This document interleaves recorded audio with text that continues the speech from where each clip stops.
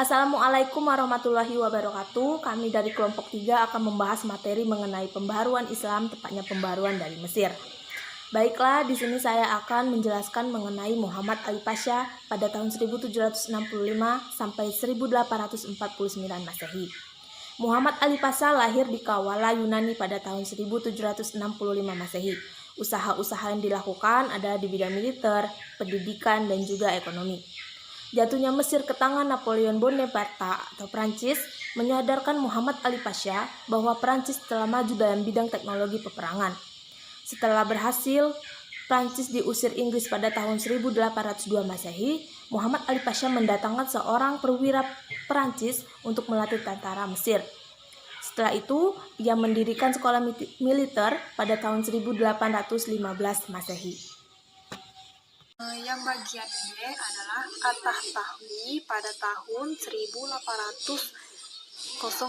sampai 1873 Masehi. Nama lengkapnya adalah Rifa'ah Badawi Rafi'at Tahtawi. At-Tahtawi lahir pada tahun 1801 di Tahta dan meninggalnya di Mesir pada tahun 1873 Masehi. Ia banyak belajar di institut di Egypte dan menamatkan sekolah di Al-Azhar pada tahun 1822 Masehi. Oleh karena mendapat dorongan dari Attar atau gurunya, dapat kesempatan yang diberikan Muhammad Ali Pasha kepadanya, maka ia belajar di Prancis dan menjadi imam para pelajar Mesir di Prancis. Selama di Prancis, berhasil menerjemahkan 12 buku ke dalam bahasa Arab. Tahun 1836 Masehi kembali ke Mesir dan dipercaya untuk mendirikan sekolah penerjemah. Di samping itu juga aktif menulis koran Al-Wakai Al-Misiriyah. Baiklah, di sini saya akan melanjutkan mengenai At-Tahtahwi.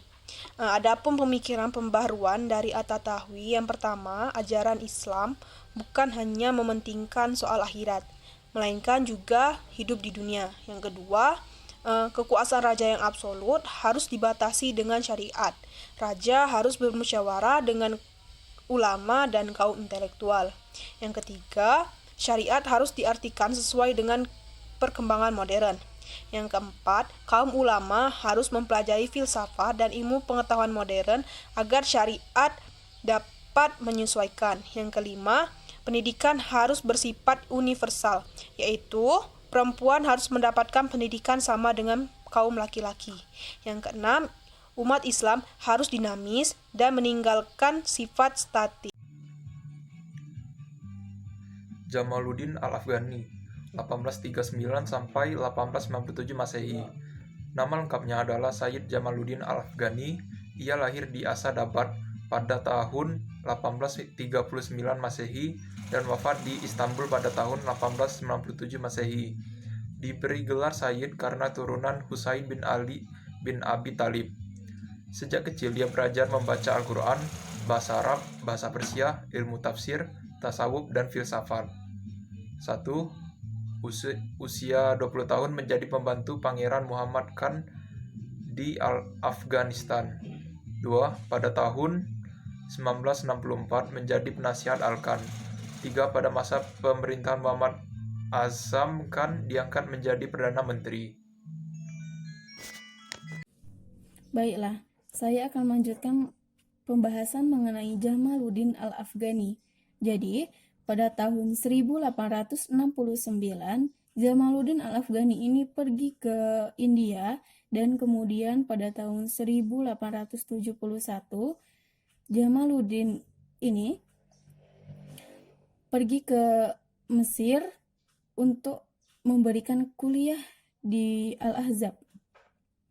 Di antara murid Jamaluddin Al-Afghani ini, yang paling terkenal yaitu Muhammad Abduh dan Sa'ad Zaghloul. Ketika terjadi persoalan di Mesir, Al-Afghani ini mendirikan sebuah organisasi yang bernama Al-Urwatul Wuthqa. sesuai dengan majalah atau surat kabar yang diterbitkan oleh kelompok ini yang beranggotakan Muslim militan di Mesir, Syria, dan Afrika Utara. Organisasi ini bertujuan untuk memperkuat persaudaraan Islam, membela dan mendorong umat Islam untuk mencapai kemajuan. Jadi, adapun pemikiran Al-Afghani ini mengenai pembaruan umat Islam, antara lain, yang pertama, kemunduran umat Islam bukan karena umat Islam tidak sesuai dengan perkembangan zaman dan perubahan kondisi, melainkan kemunduran umat Islam ini disebabkan oleh beberapa faktor. Yang pertama, umat Islam telah dipengaruhi oleh sifat statis, berpengaruh pada taklid, dan bersikap fanatis atau rasional. Jadi maksudnya berpengaruh pada taklid di sini yaitu mengikuti pendapat orang lain tanpa mengetahui sumber dan alasan yang pasti.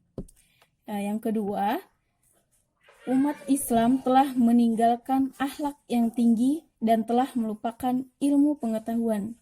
Dan yang ketiga, umat Islam di bidang politik, kesatuan umat Islam telah terpecah belah.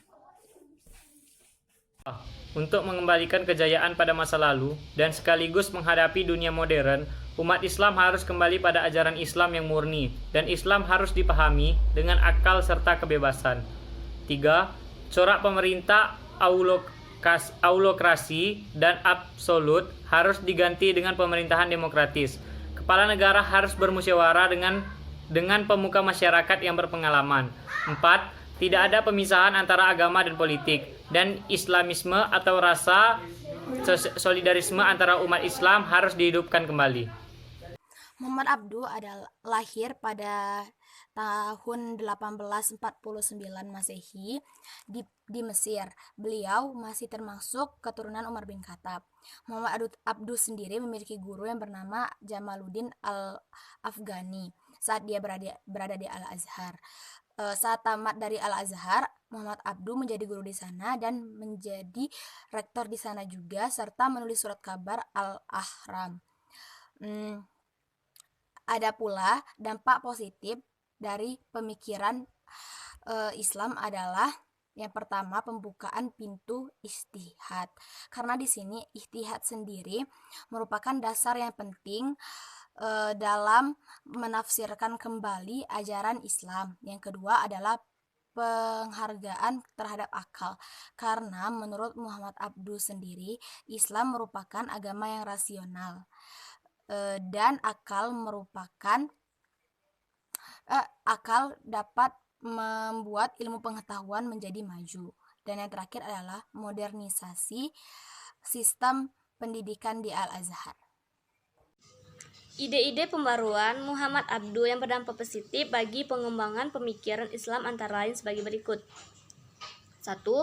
Pembukaan pintu ijtihad.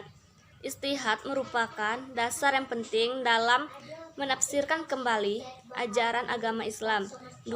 Penghargaan terhadap akal. Abduh mengatakan bahwa Islam adalah agama rasional yang sejalan dengan akal, sebab dengan akal ilmu pengetahuan akan maju. 3. Modernisasi sistem pendidikan di Azhar. Muhammad Rashid Ridha lahir di Al-Kalamun 23 September 1865. Menurut keterangan silsilahnya bersambung dengan Nabi Muhammad SAW melalui garis keturunan Husain bin Ali bin Abi Thalib. Dia belajar di Madrasah Al-Qataniyah Al-Islamiyah dan tekun mengikuti berita perkembangan dunia Islam melalui surat kabar Al-Urwatul Murka pimpinan Jamaluddin Al-Afghani dan muridnya. Muhammad Abduh sangat berkesan dalam diri Rashid Ridha sehingga menimbulkan keinginannya untuk bergabung dan berguru kepada keduanya. Keinginan Rashid Ridha untuk bertemu dengan Al-Afghani tidak tercapai karena sebelum menemuinya beliau telah meninggal dunia. Sebaliknya, pertemuan dengan Muhammad Abduh dapat tersampaikan setelah Muhammad Abduh diasingkan di Beirut, Lebanon. Pertemuan antara Muhammad Abduh dan Rida semakin menambah semangat juang di antara keduanya untuk membebaskan Islam dari belenggu keterbelakangan dan kebodohan. Assalamualaikum warahmatullahi wabarakatuh. Baiklah, di sini saya akan memperjelaskan sambungan materi Supri. Rashid Rida banyak menyerap pikiran dan pandangan Muhammad Abduh dalam usaha memajukan umat Islam. Setelah Muhammad Abduh diizinkan kembali ke Mesir, Rashid Rida menguasai kepada gurunya agar ia menerbitkan sebuah majalah. Maka terbitlah majalah yang diberi nama Al-Manar, nama yang diusulkan oleh Rashid Rida. Sekian. Assalamualaikum warahmatullahi wabarakatuh. Saya Wulan Kurniawati dari kelas 11 IPA 1. Saya akan menjelaskan lagi tentang pembahasan materi dari kelompok kami. Saya mendapatkan bagian pemikiran Rashid Rida mengenai pembaruan Islam. Ya, sebenarnya ada 9 poin, namun saya akan menjelaskan 5. Yang pertama, sikap aktif dan dinamis umat Islam harus ditumbuhkan. Yang kedua, umat Islam harus meninggalkan sikap pemikiran kaum Jabariyah. Yang ketiga, akal dapat digunakan untuk menghasilkan tafsir Al-Quran atau tafsir ayat maupun tafsir hadis dengan tidak meninggalkan prinsip umum. Yang keempat, umat Islam harus menguasai sains dan teknologi apabila ingin maju. Yang kelima, kemunduran umat Islam disebabkan oleh adanya banyak masuk unsur bid'ah dan kufarat yang ada di dalam ajaran agama Islam yang sebelumnya tidak ada. Baiklah, itu saja bagian saya, akan dilanjutkan oleh member selanjutnya. Terima kasih. Wassalamualaikum warahmatullahi wabarakatuh. Keenam, kebahagiaan di dunia dan di akhirat melalui hukum yang diciptakan oleh Allah Subhanahu wa taala. Yang ketujuh, perlu membangkitkan kembali sistem pemerintahan khalifah. Yang kedelapan, khalifah adalah penguasa yang menguasai seluruh dunia Islam yang mengatur tentang politik dan hukum Islam. Yang kedelapan, seorang khalifah haruslah memiliki sifat mujtahid yang dibantu oleh para ulama dalam menerapkan prinsip hukum Islam. Oke, jadi itulah penjelasan dari kelompok kami. Bila ada salah kata kami mohon maaf. Kami tutup. Wassalamualaikum warahmatullahi wabarakatuh.